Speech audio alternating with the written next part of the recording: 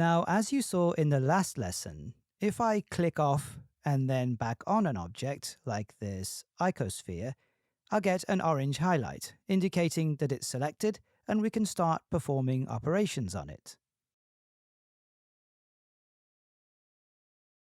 You'll see up here in this other editor, known as the outliner, that the icosphere gets highlighted in blue. As you'd expect, I can select and deselect it here too, just like in the viewport. Below the outliner is this Properties editor, which can be used to dig into the details of whatever object you've got selected. As I click through the objects in the outliner, keep your eyes on the changing tabs down here in the Properties editor.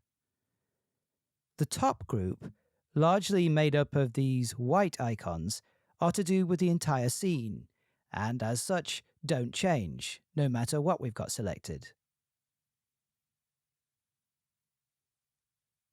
The bottom ones, though, contain settings specific to the type of object we have selected.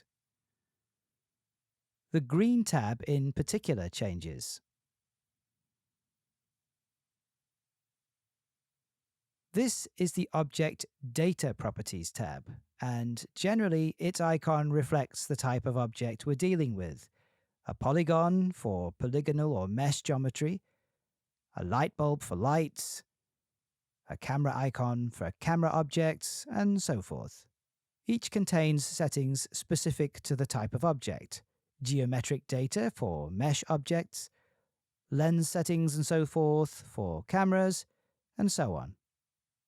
Now, looking at the outliner, we can see there are 3 types of objects in this scene, denoted by this green icon next to the object name: a camera type, a polygon type, and a light.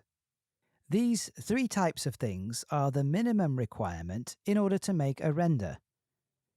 If I click on the render menu and select Render Image, after a moment or two, Blender spits out this sort of photograph of what was in the viewport. In 3D software, this snapshot of the scene is called a render. As you can see, apart from the materials, the perspective in this render is also different to the 3D viewport. Why? Well, that's because Blender has automatically taken that shot from the point of view of this camera.